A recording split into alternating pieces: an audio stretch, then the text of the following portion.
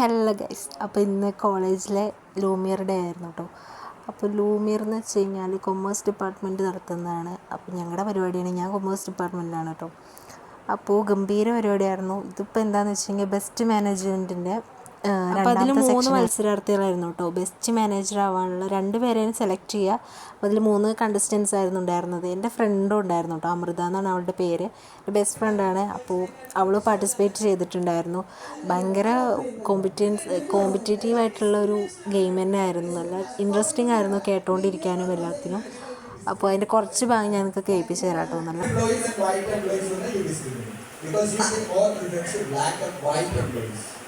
അതൊന്നുമില്ലല്ലോ. അതായത് വെള്ള കളർ എനിക്ക് ഇഷ്ടമാണ്. അത് എംപ്ലോയീസിന്റെ കളറാണ് എനിക്കില്ല.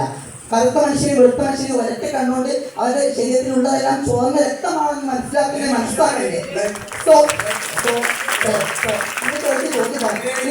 ഇഷ്ടമല്ലല്ലോ എന്ന് ചോദിച്ചു.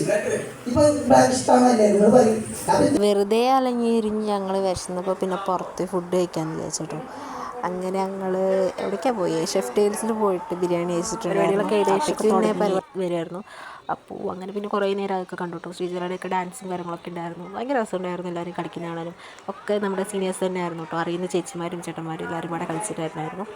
അപ്പോൾ എല്ലാവരും വരുന്നുണ്ടായിരുന്നു. നമ്മൾ കോളേജുള്ള ദിവസം തന്നെ ആയിരുന്നു കേട്ടോ. പിന്നെ എന്താ, ഞങ്ങൾ ഇങ്ങനെ അവിടേക്ക് നടന്നു. ഭയങ്കര രസമുണ്ടായിരുന്നു, അലങ്കരിച്ചതും ഒക്കെ കാണാൻ വേണ്ടിയിട്ട്. അതായത് ഈ ഒരു പെർഫോമൻസ് എനിക്ക് ഭയങ്കരമായിട്ട് ഇഷ്ടപ്പെട്ടു കേട്ടോ.